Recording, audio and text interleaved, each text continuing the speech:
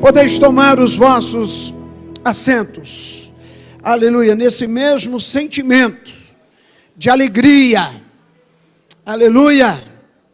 Queridos irmãos, eu quero compartilhar com vocês a leitura de um texto em Mateus capítulo 14, do 22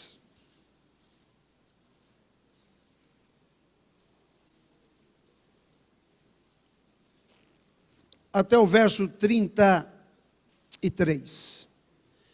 Mateus capítulo 14, do verso 22 ao verso 33.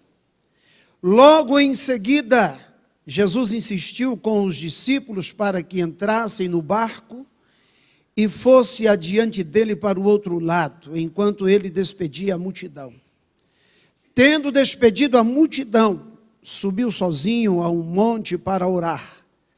Ao anoitecer, ele estava ali sozinho, mas o barco já estava a considerável distância da terra, fustigado pelas ondas, porque o vento soprava contra ele. Alta madrugada, Jesus dirigiu-se a eles, andando sobre o mar. Quando o viram andando sobre o mar, ficaram aterrorizados e disseram: é um fantasma, e gritaram de medo. Mas Jesus imediatamente lhes disse: coragem, sou eu, não tenham medo. Senhor, disse Pedro, se és tu, manda-me ir ao teu encontro por sobre as águas. Venha, respondeu ele. Então Pedro saiu do barco, andou sobre as águas e foi na direção de Jesus. Mas quando reparou no vento, ficou com medo e, começando a afundar, gritou: Senhor, salva-me. Imediatamente Jesus estendeu a mão e o segurou e disse: homem de pequena fé, por que você duvidou? Quando entraram no barco, o vento cessou. Então os que estavam no barco o adoraram, dizendo: verdadeiramente, tu és o Filho de Deus. Amém? Queridos irmãos, eu penso que um dos pontos importantes desse texto que eu li com vocês, e com o qual nós mais nos identificamos, certamente foi com o medo que os discípulos tiveram de toda aquela situação de revolta do mar, de toda aquela situação desesperadora. Eles, já a uma boa distância das margens do mar, o barco que eles atravessavam, começam a sofrer violentamente, por conta do vento, por conta certamente das ondas, por conta do mar bravio. E naquele instante, diz o texto, mesmo eles sendo profundos conhecedores do mar, mesmo sendo eles pescadores, familiarizados com cada palmo daquele mar, mesmo assim, eles tiveram medo. E Jesus procurou exatamente confrontar o medo dos seus discípulos. Procurou tratar o medo dos seus discípulos. Na verdade, queridos, o medo, ele não poupa fracos e nem fortes. Ele não poupa rico e nem pobre. O medo não poupa reis e nem súditos. E nas suas mais variadas manifestações, o medo pode brotar de diversas fontes. Mas o que é medo? Ou o que é o medo? O medo é um dos primeiros sentimentos que o homem experimenta na sua existência. O primeiro sentimento que o homem experimentou foi o de solidão. Quando Deus olhou para o homem e disse: não é bom que o homem esteja só, far-lhe-ei uma auxiliadora. Mas o sentimento seguinte que o homem experimenta, do ponto de vista negativo, é exatamente o medo. E o que é o medo? Essa experiência comum a todos nós que somos mortais, a todos nós que somos frágeis, a todos nós que somos vulneráveis. O dicionário da língua portuguesa diz que medo é um estado afetivo suscitado pela consciência do perigo, suscitada pela iminência de um perigo, que pode ser traduzido por temor, por ansiedade, e a maioria das vezes uma ansiedade não racional, mas uma ansiedade irracional, não fundamentada, porque a maioria dos nossos medos, a maioria dos nossos temores, são temores provenientes de uma ansiedade que não tem uma base racional. São receios que nós cultivamos, manifestado no desejo de evitar determinadas situações, de evitar determinados enfrentamentos. Pode ser também traduzido por apreensão, preocupação em relação a algo, pavor, assustar-se por qualquer coisa, e muitas vezes manifestado através de uma visão aterradora. Tudo isso é medo, esse sentimento que nós não gostaríamos de possuí-lo, de tê-lo, de experimentá-lo, de vivenciá-lo, mas não tem como, porque o medo não poupa absolutamente ninguém. Dizer que nós não temos, às vezes, receio da morte, isso é, na verdade, uma utopia, porque o próprio Jesus se angustiou na iminência da sua morte. Ele pediu ao Pai, se possível, passa de mim este cálice, sem que eu beba, mas não faça a minha vontade, seja feita a sua vontade. Então, dizer que nós não temos medo é, na verdade, uma afirmação um tanto quanto utópica. E eu diria que, principalmente nos dias em que nós estamos vivendo, não apenas no nosso país, mas o mundo hoje vive em estado de alerta. Quando nós olhamos, por exemplo, para a Europa é hoje um continente de gente assustada. A qualquer hora, qualquer país da Europa pode sofrer um atentado terrorista.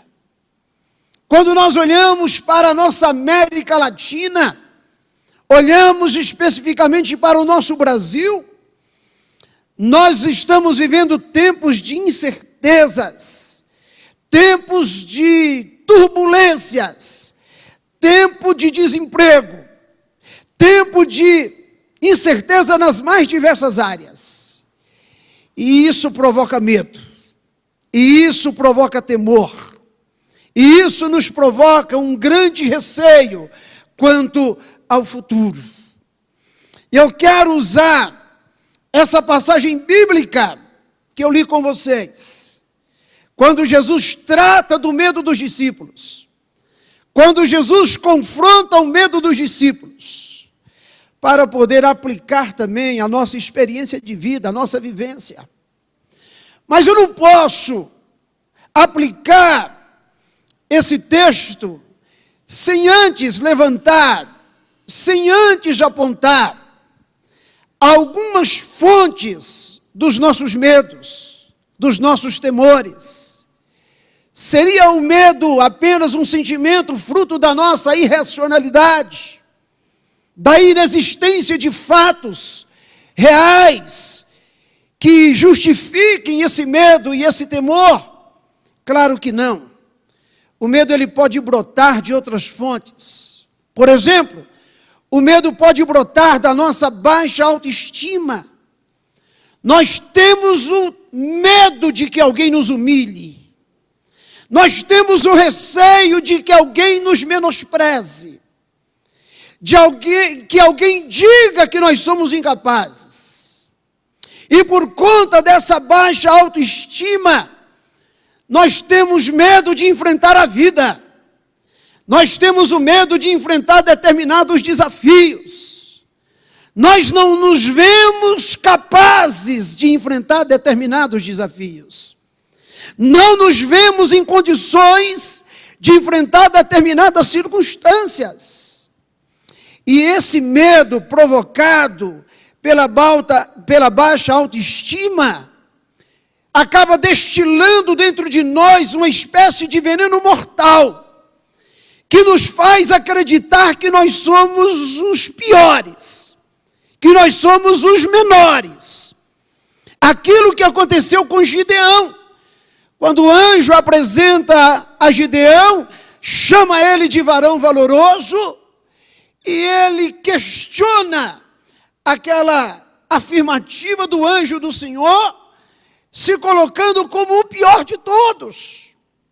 E não foi apenas Gideão, o próprio Moisés padecia desse sentimento, dessa baixa autoestima que não se via, não se percebia em condições de ser usado por Deus. Moisés se via, se percebia cheio de defeitos. Ele dizia: eu não sei falar, eu não tenho habilidade para me apresentar diante de um estadista como Faraó.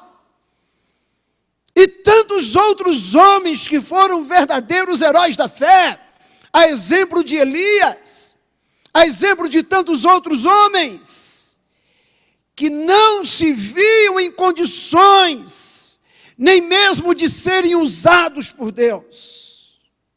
Nós pressupomos, com esse nosso temor, que os outros nos julgarão.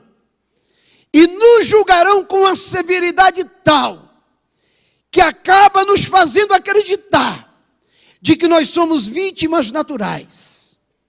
E a gente passa a se auto-vitimizar. Diante de todas as situações, nós nos consideramos vítimas naturais. Não temos sorte. A má sorte nos persegue. Não nasci para ser feliz. Não nasci para ser abençoado. Não nasci para conquistar. Isso, se não cuidado, pode gerar em nós uma patologia paralisante. Nós acreditamos que os outros nos tratarão com menosprezo. Tememos relacionar. Tememos falar com pessoas que representam autoridade. Nós tememos o menosprezo. Não é possível que o bem chegue à minha vida. Não é possível que as portas se abram para mim. Não é possível que alguém me veja com capacidade. É o medo que brota exatamente da nossa baixa estima.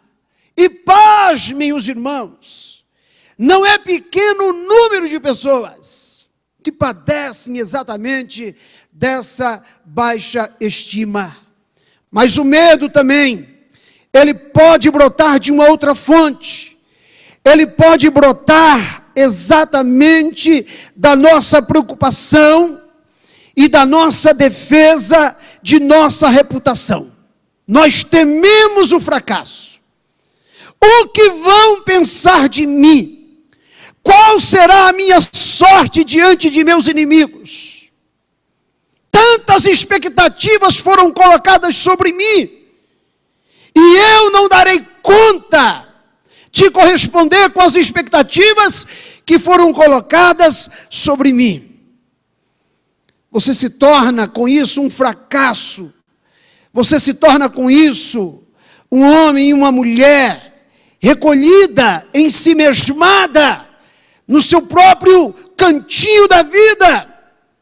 Essa preocupação excessiva com a nossa reputação, ela pode desencadear uma série de doenças na alma. Ela pode nos paralisar completamente diante dos desafios da vida. É aquela preocupação ininterrupta, constante, diante de todas as situações. O que vão pensar de mim? E aliás, a gente vive muito mais em razão do que as pessoas pensam de nós, do que em razão daquilo que nós pensamos de nós mesmos. A maioria dos nossos comportamentos são comportamentos em função de expectativa dos outros. O que eu penso é muito menos importante do que os outros pensam. O que eu penso a respeito de mim mesmo e da vida, eu não considero. Mas se eu imaginar que você pensa alguma coisa acerca de mim, isso é importante. E aí eu sou tomado de um medo paralisante, porque eu temo pela minha reputação, eu temo pelas minhas fraquezas, eu temo pelas minhas debilidades, eu me escondo, eu fico na moita, eu não quero que ninguém me veja, porque eu tenho uma reputação para ser defendida. Mas o medo, ele pode também nascer, e via de regra nasce, do nosso excesso de imaginação. A maioria dos nossos medos não tem realidade em si. Ele não existe objetivamente, mas ele é apenas o reflexo do excesso de imaginação. E é interessante, a Bíblia, há muito tempo atrás, ela dizia que aquilo que imagina o nosso coração vai determinar aquilo que nós somos. Assim como nós imaginamos, nós seremos. E a imaginação, ela vai alimentando esse medo. Na verdade, ela vai retroalimentando esse medo, a ponto de criar bloqueios psicológicos, a ponto de criar bloqueio que inibem as nossas ações. E mais, geram marcas profundas na mente.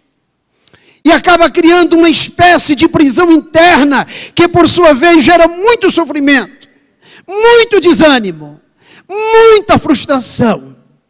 Por isso, você tem que cuidar da sua mente. Paulo, falando a respeito da mente saudável, ele disse: pense nas coisas que são de cima, e não nas coisas que são da terra.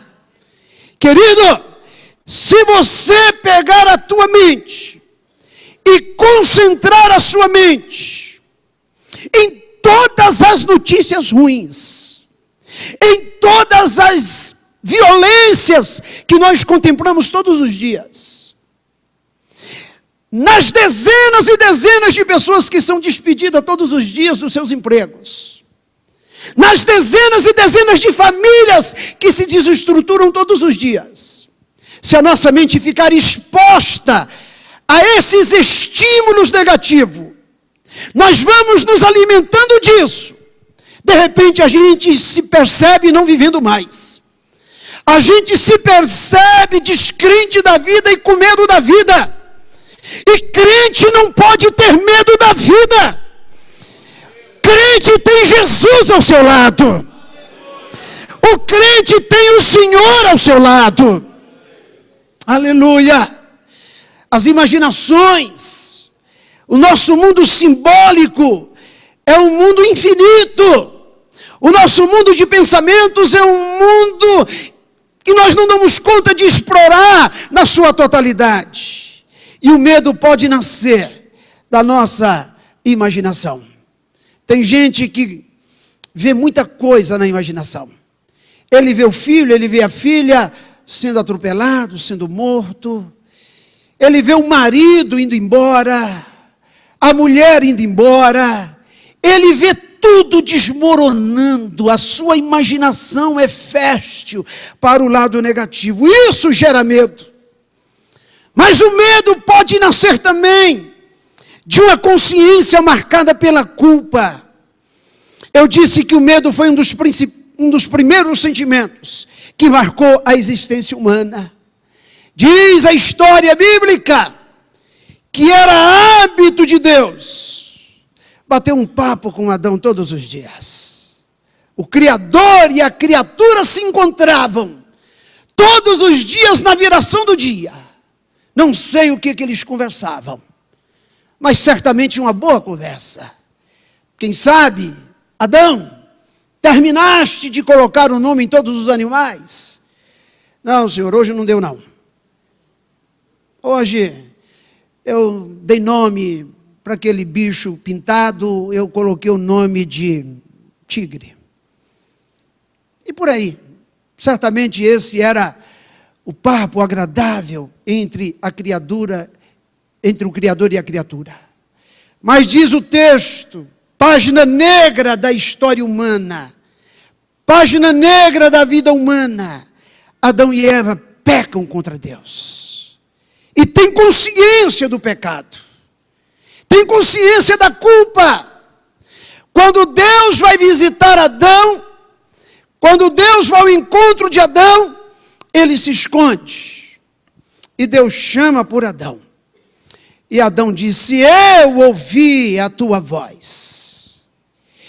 Eu ouvi os teus passos no meio do jardim. E tive medo. Queridos, a Bíblia trata do medo praticamente em todas as suas páginas. O medo é tema recorrente na Bíblia.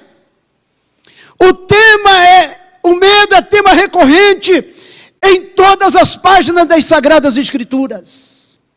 Mas eu quero nesta noite não falar tanto do medo que brota da nossa baixa estima.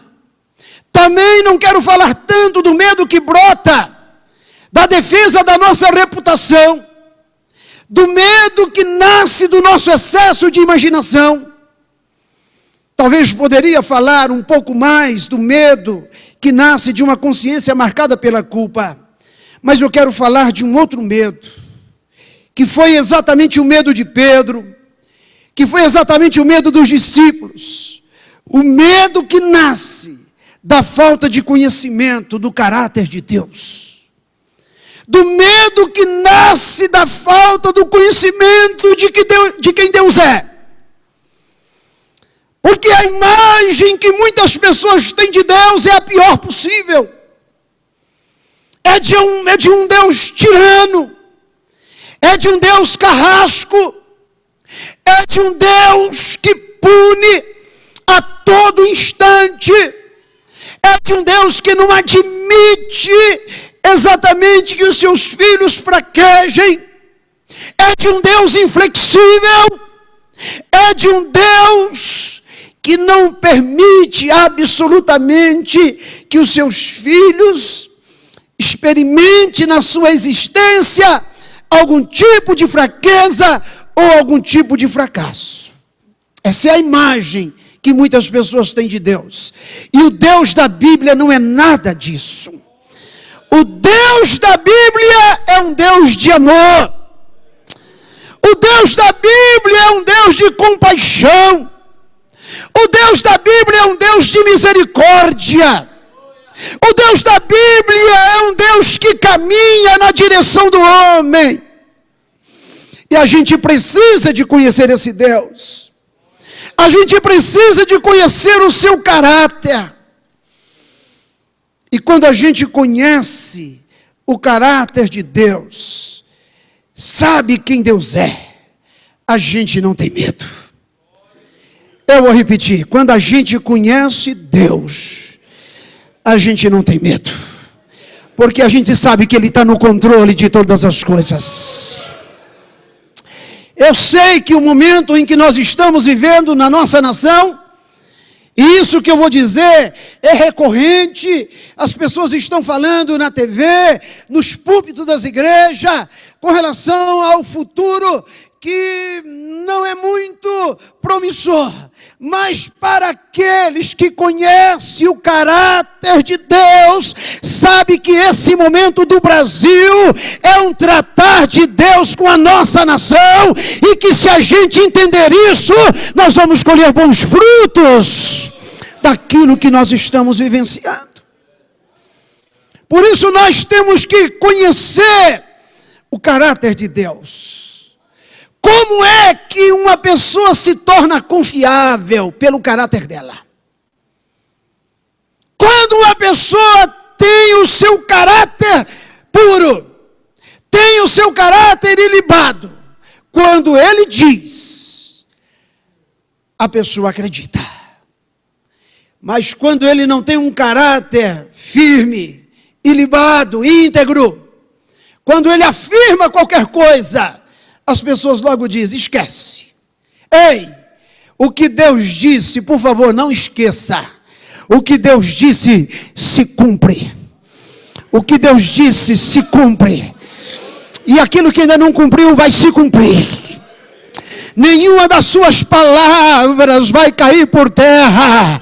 A Bíblia diz, não vai passará os céus e a terra, mas as minhas palavras não vão passar. Precisamos crer no caráter de Deus.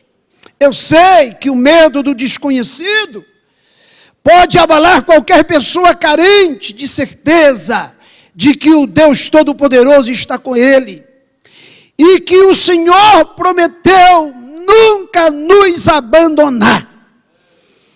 Os discípulos estão atravessando o mar que eles conheciam, o mar que era familiar a eles. Pedro, Tiago, João, que eram pescadores, nasceu ali, eles moravam ali, Cafarnaum, Betsaida. É a mesma coisa de uma criança que mora na beira do rio Tocantins, na beira do rio Araguaia. Ele conhece as estações, os tempos.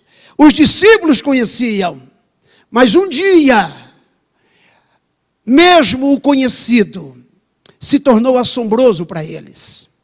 Mesmo o conhecido se tornou uma fonte de medo, se tornou uma fonte de perplexidade. Agora deixa eu dizer uma coisa para vocês. Deus no seu caráter, Deus na sua fidelidade, Deus no seu amor, Deus na sua bondade, Ele pode fazer duas coisas com as nossas tempestades. Ele pode, em primeiro lugar, acalmar as nossas tempestades existenciais, as nossas tempestades espirituais, as nossas tempestades familiares, as nossas tempestades emocionais, as nossas tempestades pessoais. Mas em outros momentos, Ele deixa a tempestade açoitar. Mas quando Ele deixa a tempestade açoitar, Ele acalma o nosso coração. É possível estar na tempestade com o coração calmo, com o coração silente, com o coração tranquilo, se a gente sabe que Deus está do lado, que Jesus está na popa do barco, que Ele está na nossa vida, ainda que haja turbulência, a presença dEle garante a tranquilidade da minha alma e do meu coração. Aleluia! Eu gosto de uma expressão do Ricardo Gondim. Ele diz, quem que é o corajoso? Ele diz, o corajoso é o covarde que acabou de orar. Aleluia. Corajoso é o covarde que acabou de orar. Quantas vezes a gente ajoelha, e ajoelha de forma covarde, dizendo, Senhor, quer viver mais não. Você já falou isso, você sabe o que você falou. Por isso que você deu essa risadinha. Chega! Elias disse: chega. Jonas disse: chega. Nós ajoelhamos covardemente para desistir da vida, para abandonar a vida, para desistir da família, para desistir da carreira profissional, para desistir da vida espiritual. A gente dobra os joelhos e diz: hoje eu coloco um ponto final nessa história toda. E aí você não dá conta de falar nada, você trava, o covarde trava. Aí o Espírito Santo começa a gemer. Oh, que maravilha! Ele começa a orar. Você não ora, mas ele ora. Você não diz, mas ele diz. Você não pede, mas ele pede por você. Você não tem força, mas ele clama por você. E de repente o covarde que dobrou os joelhos começa a recobrar as suas forças. E aquele que dobrou o seu joelho dizendo: eu não posso nada, ele levanta dizendo: tudo posso naquele que me fortalece.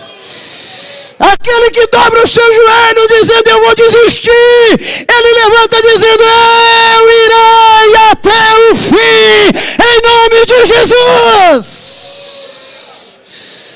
Aleluia! O corajoso é o covarde que acabou de orar. Aleluia! Estou de frente para uma turma dessas, e vocês de frente para um outro igual a vocês. Aleluia! Em mais de 300 das Sagradas Escrituras, a gente encontra a ordem: não tenha medo. Dizem os estatísticos, que gosta de detalhes na Bíblia, dizem que são 365 expressões: não tenha medo.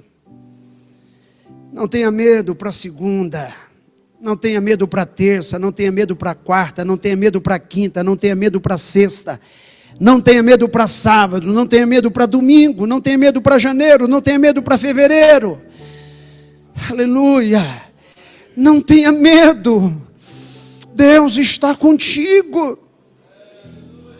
Aleluia! A falta de confiança no Senhor e em seus cuidados abre a porta para o medo atacar, abre a porta para o medo nos atingir.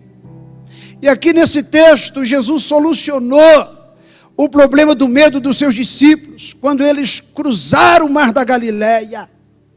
Um forte vendaval abateu-se sobre o lago, que criou um pânico em todos, menos em Jesus. É interessante, Jesus permanece sempre muito calmo. Ele chega na casa de Marta e Maria perde a paciência, ele permanece calmo. Ei, deixa eu dizer uma coisa para você: o teu Deus não esquenta a cabeça, tá? Aleluia! E nem perde a cabeça. O teu Deus não conhece desgoverno. O teu Deus não conhece surpresa. O teu Deus não conhece adversidades que Ele não esteja contemplando, que Ele não tenha o controle absoluto de todas essas situações. Ele está no controle da tua vida. Nada pega Ele de surpresa. Quantos podem glorificar a esse Deus? Esse Deus que não é surpreendido com nada. Quando você se desespera, Ele olha para você e diz: já sabia. E quando você vai apavorando, Ele já sabe o que Ele vai fazer.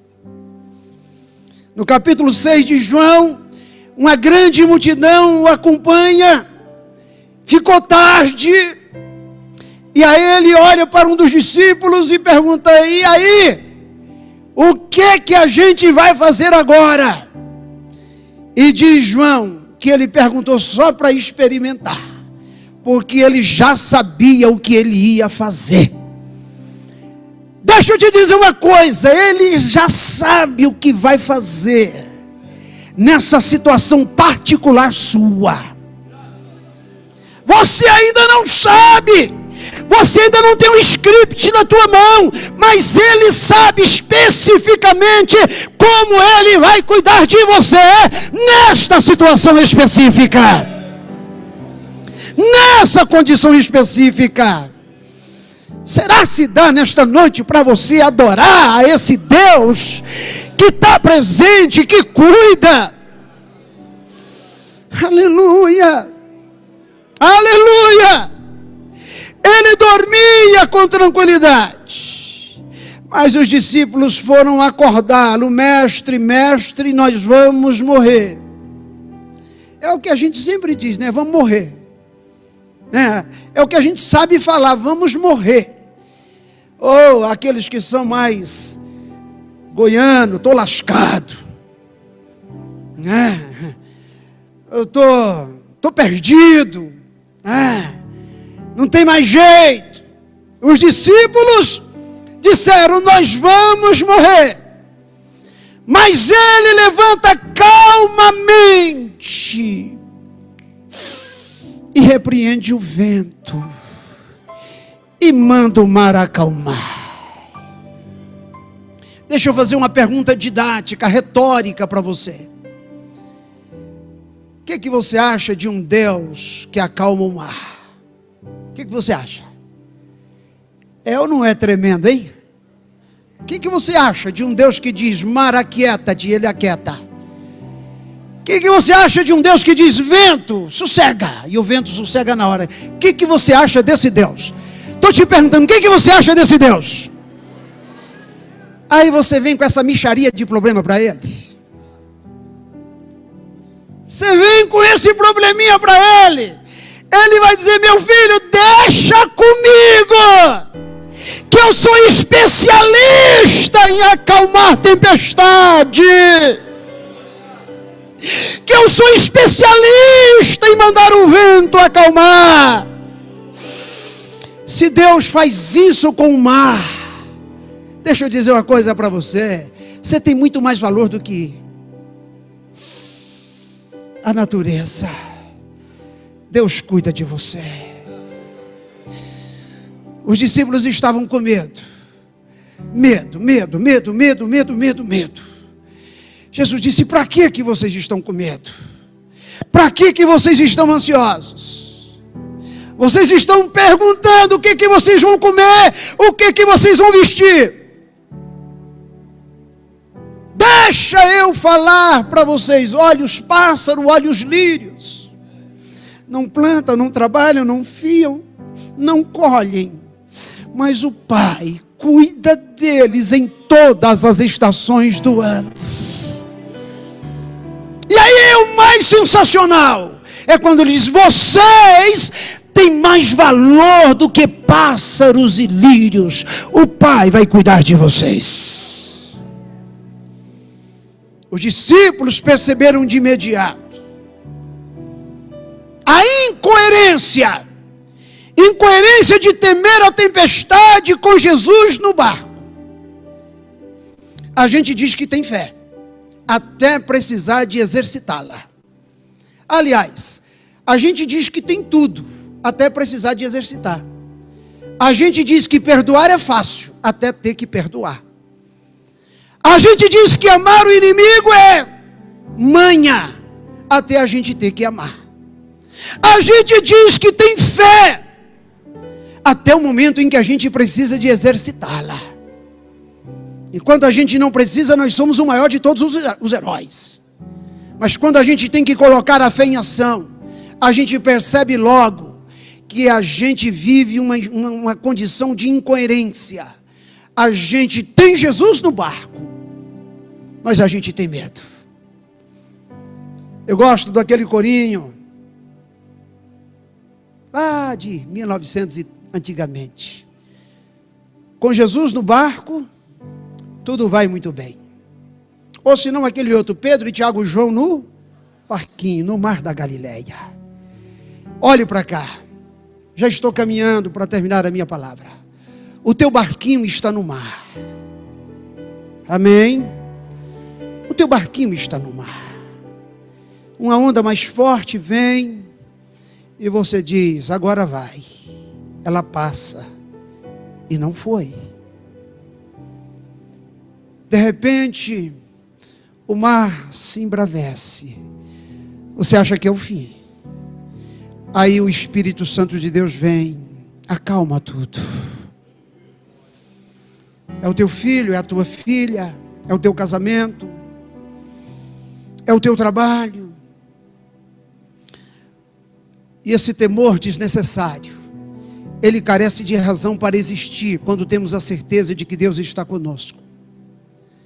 Foi a falta de fé que causou o pânico de Pedro, quando ele se arriscou a caminhar sobre o mar. Mesmo tendo recebido o convite de Jesus para sair do barco e ir na direção dele.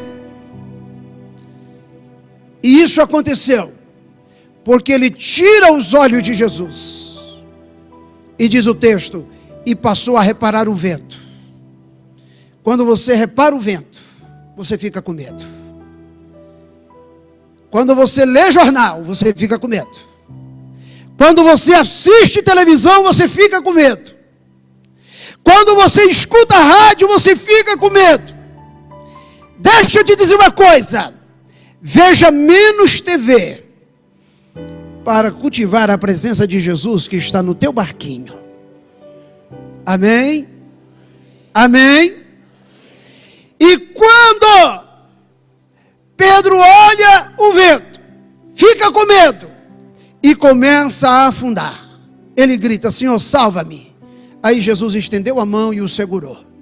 O seu medo foi causado por um lapso de fé, foi causado por uma crise de fé.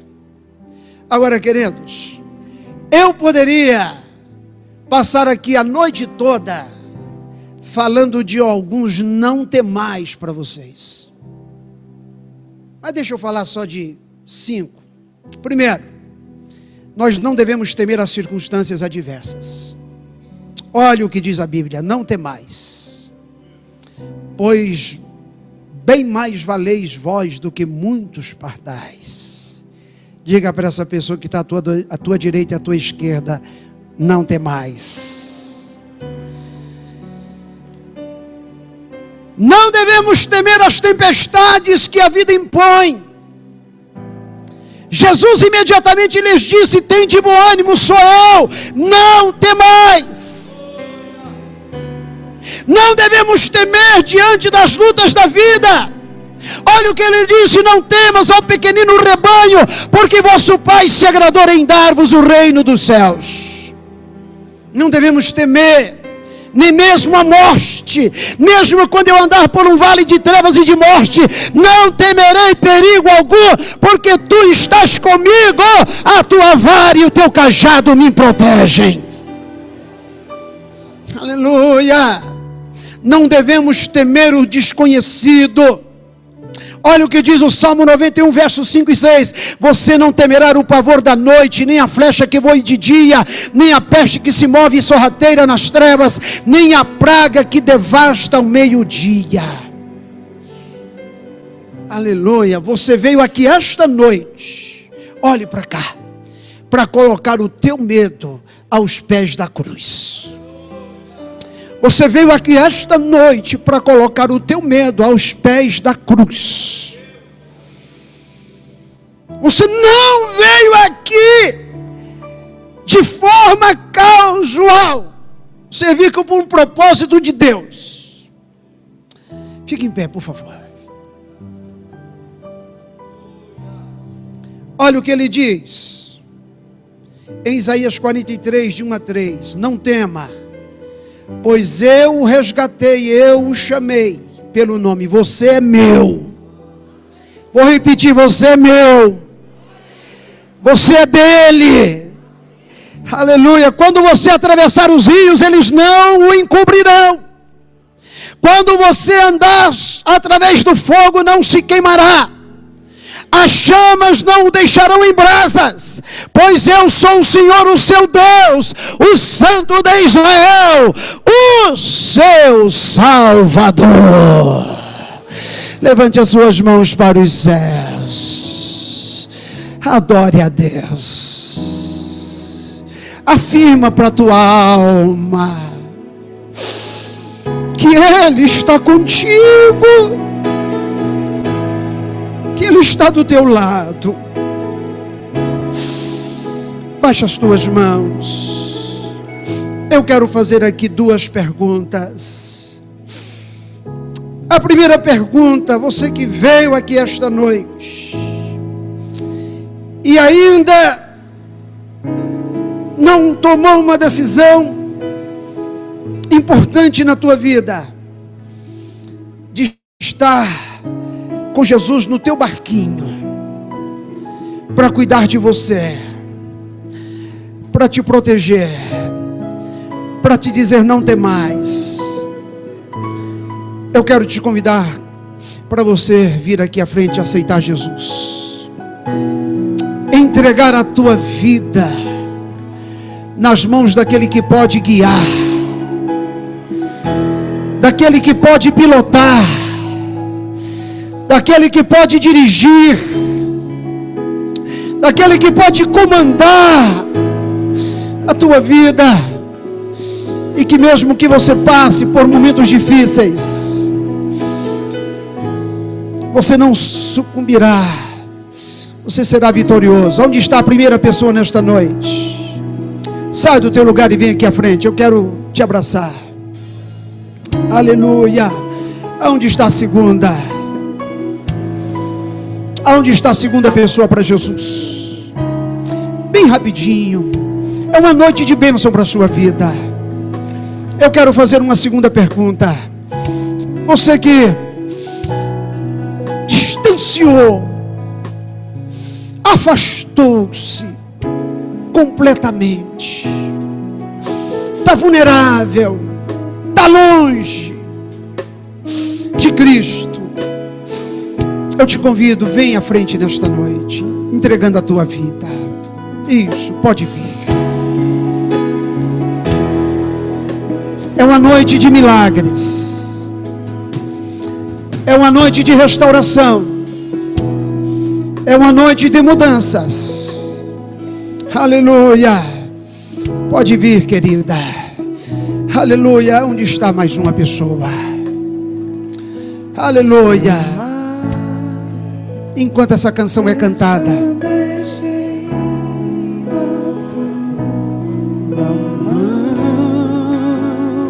me traz à tona pra respirar. mais uma vida. Me faz andar. Venha, venha. Sobre as águas. Experimente. Experimente confiar a sua vida nas mãos dele. Tu és o Deus da minha salvação. A Bíblia diz que é pra gente provar. És o meu dono, minha paixão. É pra gente provar e ver que o Senhor é bom. Minha canção e o meu louvor. Ainda tem pessoas aqui nesta noite que o Espírito Santo falou ao coração. Pode cantar. Aleluia. Deus te abençoe, querida. Aleluia. Pode cantar, porque Deus está falando a alguns corações nesta noite. Me alcançar. Lá vem mais uma vida. Mais duas. Eu abri. Aleluia. Mais três. Seu mar me submergia. Cante. Tua mão me traz a dor pra respirar e me faz andar sobre as águas.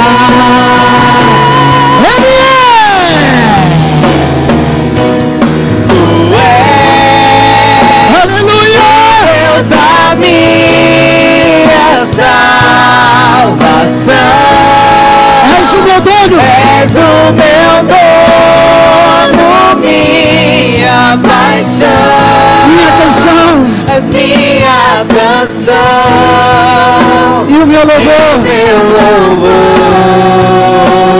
Aleluia.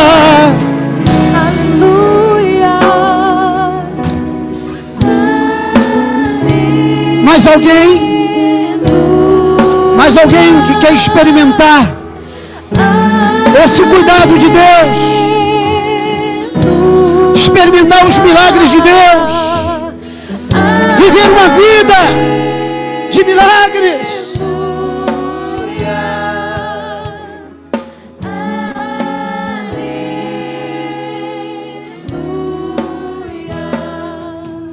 Nós vamos orar. Chamar aqui o pastor Eliomar para fazer esta oração. Aleluia. Se você está feliz com o que Jesus fez na vida dessas pessoas, aplauda o nome dele. Mais forte. Aleluia, glória a Deus. Louvado seja o teu nome, Senhor. Deus, aceita nossa gratidão, nosso louvor por este milagre que nós vemos nesta noite, o milagre da ressurreição, Senhor, pela forma como graciosa, como o Senhor falou a estes corações, a estas vidas preciosas pelas quais o Senhor morreu na cruz do Calvário. Pai, que agora eu quero pedir que o Senhor escreva estes nomes no livro da vida. Pai, perdoa-lhes os pecados, Senhor, e dá-lhe agora a oportunidade de viver uma nova vida, uma nova criatura, Senhor, como filho de Deus Altíssimo, co-herdeiros do reino celestial, e uma vida de vitória aqui na terra. Pai querido, em nome de Jesus Cristo, nós abençoamos, Senhor, com a bênção da unção do renovo, da alegria, da conquista, da vitória, Pai querido, em nome de Jesus Cristo. Pai amado, ao saírem daqui, saiam revestidos pela autoridade de Deus, Senhor, para enfrentar as adversidades lá fora, mas que eles possam sempre olhar para Jesus, o autor e consumador da nossa fé. Pai querido, nós oramos a Ti com muita gratidão no coração, em nome de Jesus, em nome de Jesus.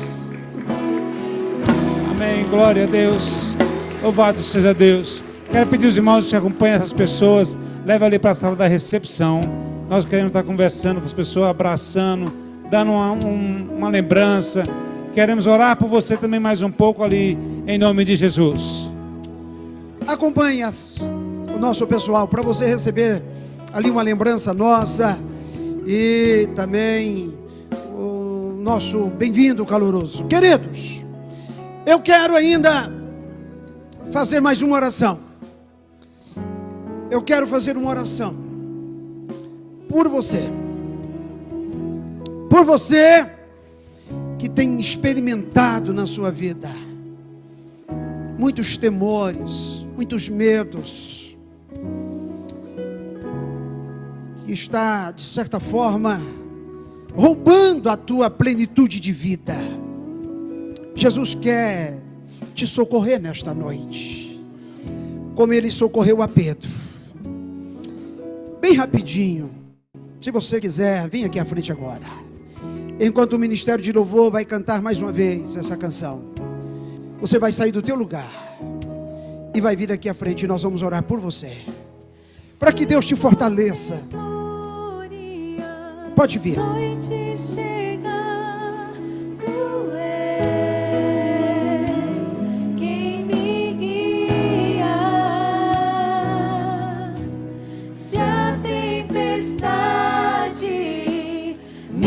Alcançar, pode vir, meu abrigo.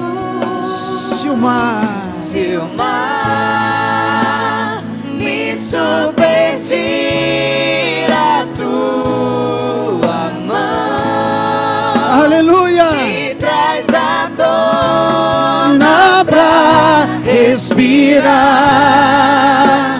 me faz andar sobre as águas.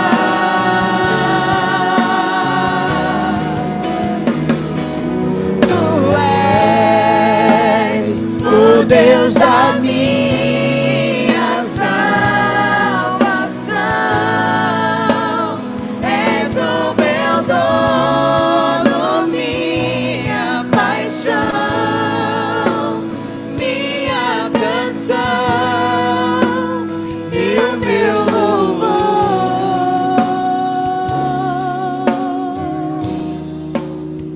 Queridos, vocês não são diferentes em nada de mim, de Moisés, de Elias, de Pedro. Vocês não são diferentes. Vocês são feitos da mesma matéria, têm a mesma alma. Aleluia. Por isso Deus abriu a oportunidade para nós aqui nesta noite ministrarmos sobre a vida uns dos outros.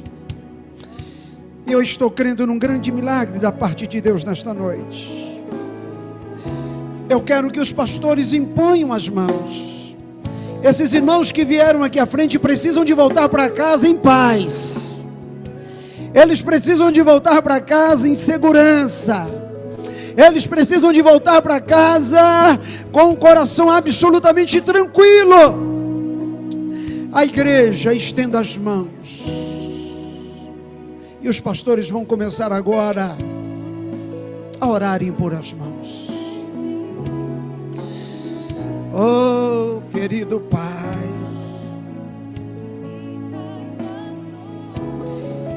cremos que milagres estão acontecendo agora, Senhor. Isso, milagres estão acontecendo agora.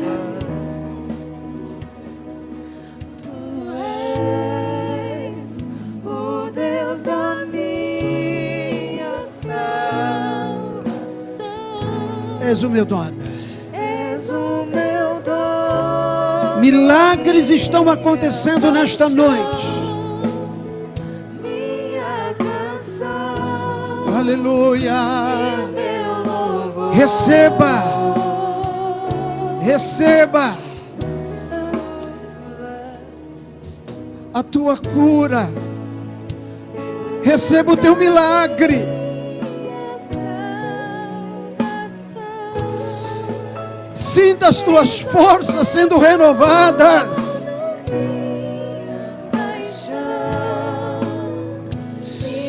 Se você não está dando conta de orar, o Espírito Santo está orando por você.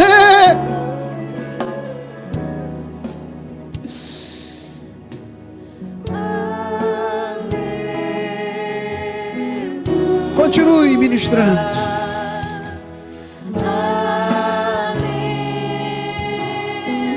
Chorabanda, chorabanda.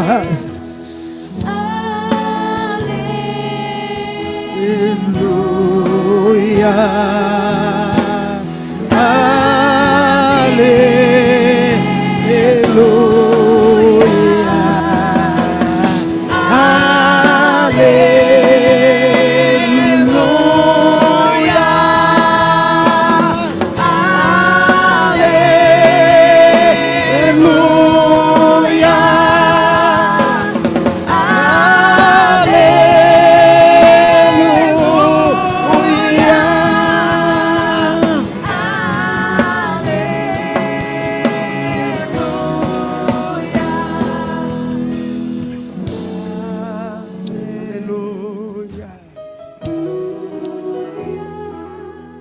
Queridos, eu não tenho nenhuma dúvida do que Deus fez aqui nesta noite.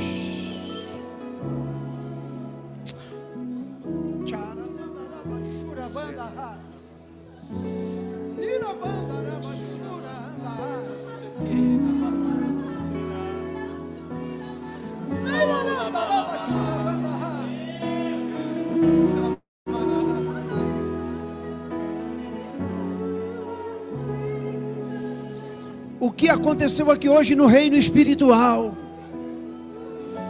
não nesse reino visível nosso, mas no reino espiritual, no plano espiritual,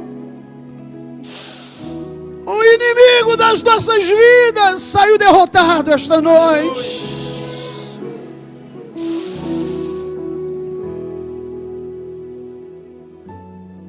Eu não tenho dúvida de que Ele curou nesta noite. Eu não tenho dúvida de que Ele estendeu as suas mãos para você. Aleluia. Curve a tua cabeça. Que a graça de nosso Senhor Jesus Cristo, o amor de Deus, nosso Pai, a comunhão e a consolação do Espírito Santo seja com todos, desde agora e para sempre. E todos dizem: não saia sem dizer para este irmão: não temas. Diga para ele: não temas.